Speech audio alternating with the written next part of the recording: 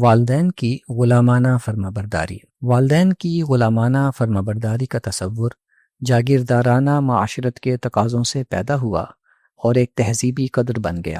جاگیردار سب سے پہلے ایک منتظم ہوتا ہے جسے اپنی جاگیر کی حفاظت کے لیے ایک بڑے خاندان کو اکٹھا رکھنا ہوتا ہے۔ اس نظام میں اولاد سمیت خاندان کے کسی فرد کو جاگیردار کے فیصلوں سے انحراف کی اجازت نہیں ہوتی، کیونکہ کوئی ایک انحراف اس کی رٹ کو چیلنج کر کے اسے کمزور کر سکتا اور اس کے حریفوں کو شہ دے سکتا ہے۔ جاگیردار کی صورت میں باپ کا یہ وہ مثالی تصور ہے جس کی تقلید سماج کے دیگر طبقات بھی کرتے ہیں۔ باپ کا یہی تصور ادب و شاعری، ضرب الامثال اور داستانوں میں بیان ہوتا اور اسے ایک تہذیبی قدر بنا دیتا ہے۔ اس باپ کا صرف احترام ہی نہیں کیا جاتا بلکہ اس سے ڈرنا بھی لازم ہے۔ اس کی فرمانبرداری ہی کافی نہیں ہوتی بلکہ اس کی غلامی بھی ضروری سمجھی جاتی ہے۔ یہی نہیں بلکہ ماں کی غیر مشروط اطاعت کا تصور بھی اسی کے ساتھ پروان چڑھا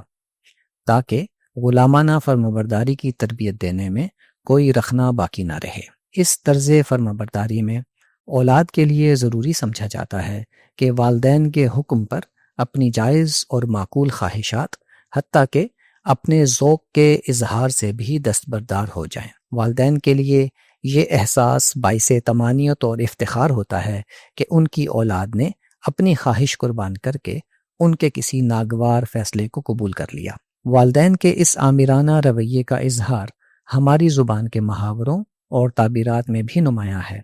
مثلاً کھلاؤ سونے کا نوالا اور دیکھو شیر کی آنکھ سے۔ بیٹی کی فرمانبرداری کے لیے یہ محاورہ ایجاد کیا گیا ہے کہ بیٹی کو جس کھونٹے سے باندھا وہ بندھ گئی۔ شہری گھرانوں میں شہری تقاضوں، جدید تعلیم، روزگار کے انتشار اور چھوٹے گھروں کی وجہ سے چھوٹے خاندان کی تشکیل اور آزادی افکار وغیرہ کے رجحانات کی وجہ سے کلچر تبدیل ہوا تو والدین کی غلامانہ فرمانبرداری کے رویے میں بھی تبدیلی آئی، جسے بزرگ اچھی نظر سے نہیں دیکھتے۔ غلامانہ ذہنیت پیدا کرنے کے لیے من گھڑت قصے کہانیوں سے بھی مدد لی جاتی ہے اور مذہب سے بھی۔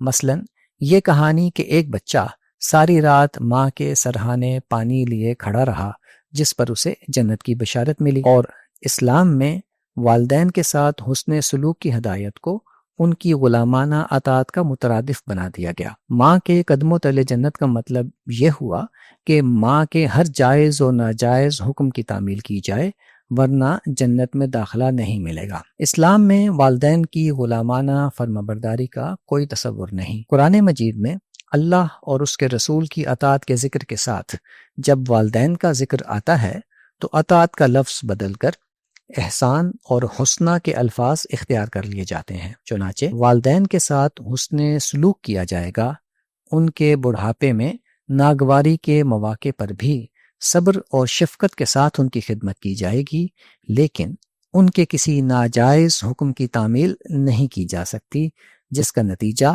اپنے یا دوسروں کے ساتھ ظلم و زیادتی کی صورت میں نکلے۔ اسی طرح ان کے غیر ضروری مطالبات پورے کرنا اولاد کی اخلاقی ذمہ داری نہیں۔ شخصی آزادی کے اس دائرے میں والدین کو اولاد کے ذوقی معاملات میں بھی حاکمانہ مداخلت کا حق نہیں۔ شخصی آزادی کے اس دائرے میں اللہ تعالیٰ بھی اپنا اختیار استعمال نہیں کرتے۔ والدین کی وہ نافرمانی گناہ کے زمرے میں شمار ہوگی جس کا بجا لانا اخلاقی لحاظ سے اولاد کے لیے ضروری ہو۔ اولاد کی جنت کی طرح والدین کی جنت بھی اولاد کے ساتھ ان کے حسن سلوک اور ان کی عمدہ تربیت کی ذمہ داری پوری کرنے پر منحصر ہے۔ اس کے لیے وہ بھی خدا کے حضور جواب دہ ہوں گے۔